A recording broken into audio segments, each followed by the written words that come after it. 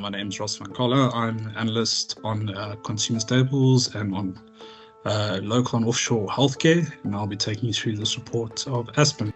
So just to follow up with what has been happening in the macro environment in terms of local and offshore healthcare, this year has seen a very struggled market in terms of healthcare, unless you're in two of the big obesity and diabetes drugs players in the form of Novo Nordisk and Eli Lilly. And outside of them, we've seen very negative returns. We've seen returns lagging the market, and only those two have outperformed the market amongst one or two others, but that has been the general theme for the year. As we know, the healthcare industry is very, very highly regulated, with long lead times between the progression of drugs going from FDA trials to the market. And this has been the theme since post-COVID, once companies have tried to get new drugs onto the market and try to get new forms of revenue coming in. In terms of South Africa, we have an issue with this in regulatory forms of single exit pricing, which is a government-enforced pricing measure that controls the prices that healthcare manufacturers can mark up their drugs. And this ultimately comes down to the Minister of Health. There are a few guidelines, but in most senses, it comes down to his discretion.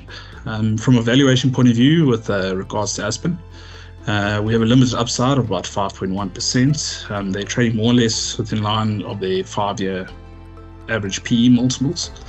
And recently they released results at the end of June, where they saw revenue increase to just under 41 billion rand, but on a like-for-like basis with regards to currency, they were down about 3%. HEPS also came down a little bit, but the only positive news, which didn't come from results, but it came from a SENS announcement at the end of March, where they said their vacant sterile capacity would be upped from 3 billion to 8 billion over the next 3 years. So that's till the end of 2026.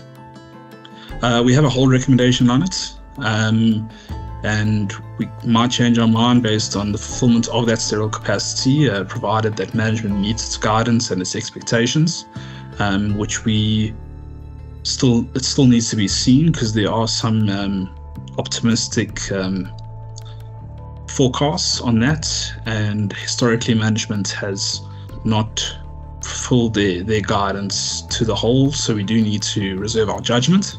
But there is a few tailwinds, but the risks do persist. Thank you very much for joining us today.